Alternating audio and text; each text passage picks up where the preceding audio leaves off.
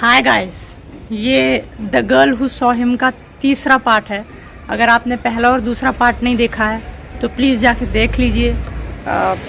उसके बाद ये तीसरा पार्ट सुनिएगा, क्योंकि वो दोनों पार्ट सुनने के बाद ही इस तीसरे पार्ट में आपको मज़े आने वाले हैं। सो स्टार्ट करते हैं तीसरा part, the girl who saw him part 3।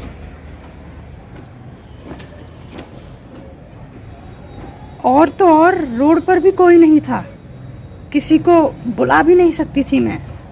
Trisha ने डरते हुए कहा, तू पागल है? तू पागल है क्या? आज तो बाहर रोड पर बहुत भीड़ है, क्योंकि कॉलोनी में आज किसी की सगाई है, इसलिए बाहर टेंट भी लगा हुआ है, इसलिए आज भीड़ तो बहुत है बाहर। रोड खाली बिल्कुल नहीं है कॉलोनी की, त्रिशा की माँ ने उससे बताया।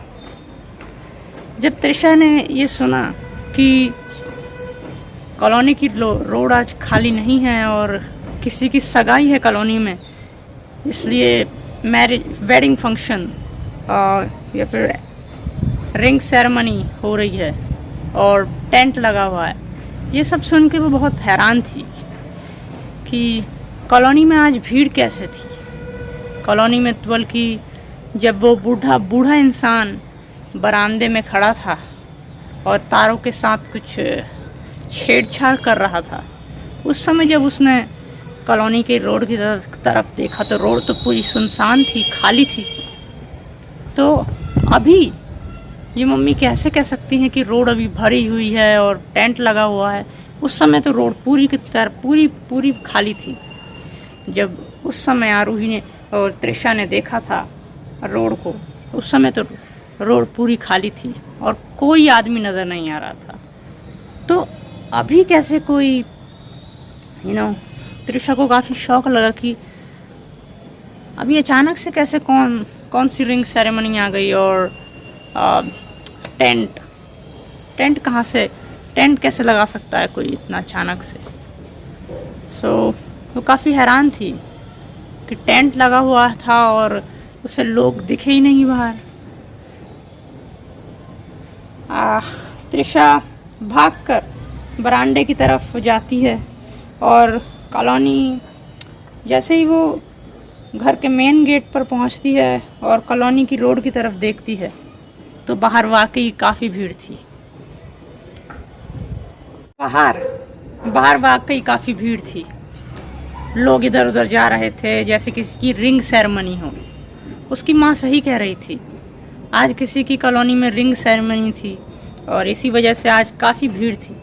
पर ये भीड़ उस समय कहाँ थी जब त्रिशा काफ़ी डरी हुई थी? ये भीड़ उस समय कहाँ थी जब त्रिशा किसी न किसी इंसान को खोज रही थी, जब वो काफ़ी डर गई थी और जब उसके आसपास कोई नहीं था, उसे कोई चाहिए था। ये भीड़ उस समय कहाँ थी? उस समय तो रोड पूरी सुनसान और खाली थी, कोई आदमी नज़र नहीं आ रहा था, ना कोई लड़की। लेकिन अभी अचानक से कैसे? ये काफ़ी अजीब था। त्रिशा जब बाहर देखती है तो उसे उसकी एक दोस्त दिखती है जो उसको दूर से ही हाय करती है और बाहर आने को बोलती है, पर त्रिशा भागकर वापस से अंदर चली जाती है। जब त्रिशा अपने कमरे में वापस आती है तो वो काफ़ी हैरान थी। हाँ, भीड़ तो बहुत है बाहर, पर ये उस समय कहाँ थी? क्या उस समय भीड़ गायब हो गई थी? त्रिशा की माँ ने उसे कहा, ये देख बेटा, तेरे नाना की तस्वीर। तेरे नाना उस समय काफ़ी यंग थे।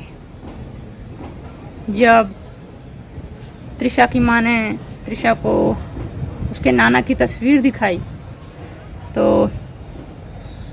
त्रिशा काफ़ी हैरान थी। ये उसके नाना की जवानी की तस्वीर थी और जब त्रिशा ने अपने नाना की जवानी की तस्वीर देखी तो उसे उस बूढ़े इंसान का चेहरा याद आया। ये चेहरा काफ़ी उस बूढ़े इंसान से मिलता था। ऐसा लगता था कि जैसे बस उस बूढ़े इंसान के चेहरे को किसी ने जवान कर दिया हो। ये चेहरा उससे काफ़ी मिलता जुलता था। त्रिशा काफ़ी कंफ्यूज थी और काफ़ी हैरान थी। उसे कुछ समझ नहीं आ रहा था कि ये क्या हो रहा था। उसने तस्वीर को गौर से देखा तो इस बूढ़े इंसान, उसके जवान नाना का चेहरा उस बूढ़े इंसान से मिलता जुलता तो था, बस इस जवान चेहरे पे जो इस तस्वीर में था, इस पे कुछ झुर्रियाँ उगाई थी। त्रिशा काफ़ी हैरान थी, उसे कुछ समझ नहीं आ रहा था क्या हो रहा था। अगले दिन त्रिशा स्कूल जाती है और अब त्रिशा अपने स्कूल में है, अपनी क्लास में है, अपनी बेंच पर बैठी हुई है। रिसेस हो रखी है और रिसेस में उसकी एक ख़ास दोस्त परिणीति उसके साथ आकर बैठती है अपना लंच लाके और उसके साथ एक बातचीत की शुरुआत करती है। त्रिशा की दोस्त त्रिशा के नज़दीक आके बैठती है। त्रिशा धीरे से उसकी तरफ देखती है खाते हुए। क्या हुआ परिणीति, तू इतनी चुप क्यों है आज? क्लास में कुछ बोल नहीं रही? परिणीति ने धीरे से हल्की आवाज में कहा, तुझे पता है त्रिशा, कल मैंने किसको देखा? ऐसा लगा कि वो मेरे मामा थे। आरोही चौंक गई। तो क्या ये अजीब सी घटना तेरे साथ भी हुई थी कल? क्योंकि अजीब घटना मेरे साथ भी हुई। मुझे भी ऐसा लगा कि वो बूढ़े इंसान मेरे नाना थे। जैसे कि मेरे नाना अब तो इस दुनिया में नहीं है, पर ऐसा लगा कि वो मेरे से मिलने आए थे। ये क्या है? मुझे कुछ समझ नहीं आ रहा परिणीति। क्या तुझे इस बारे में कुछ पता है? परिणीति ने हल्की आवाज में कहा, मुझे इस बारे में कुछ ज़्यादा तो नहीं पता, पर ये सब क्या है परिणीति? मुझे कुछ समझ नहीं आ रहा। क्या तुझे इस बारे में कुछ पता है? त्रिशा ने परिणीति से पूछा। परिणीति ने हल्के स्वर में कहा, हल्की आवाज में, मुझे इस बारे में कुछ ज़्यादा तो नहीं पता, पर इतना पता है कि पूर्णिमा की रात को एक देवता चांद से आते हैं और उन सभी आत्माओं को बुलाते हैं और उनसे उनकी आखिरी इच्छाएं पूछकर बारी बारी उनकी सभी इच्छाओं को पूरा करते हैं। आत्माएं उनके शरीर में प्रवेश करती हैं और जहाँ जहाँ वो आत्माएं जाना चाहती हैं, ये देवता उन्हें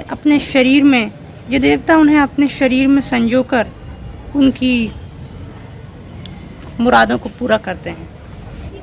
वो देवता चांद से आते हैं और अपने शरीर में आत्माओं को संजोकर उन्हें जहाँ जहाँ जाना होता है वहाँ ले जाते हैं। तो आरोही,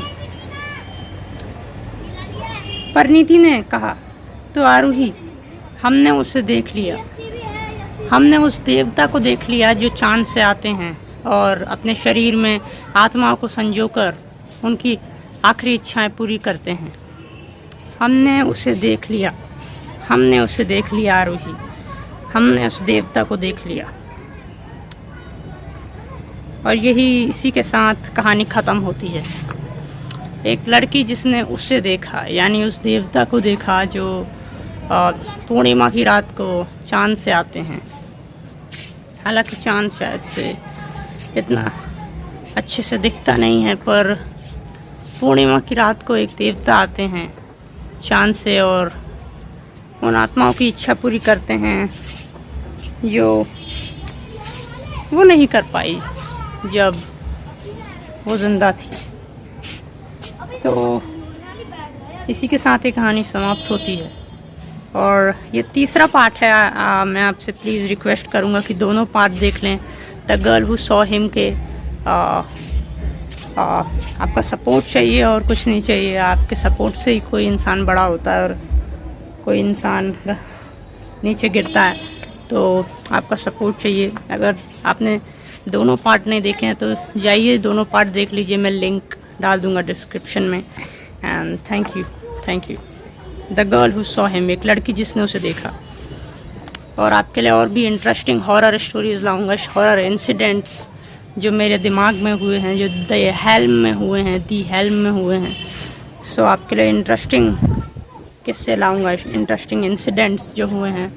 so please keep supporting and thank you.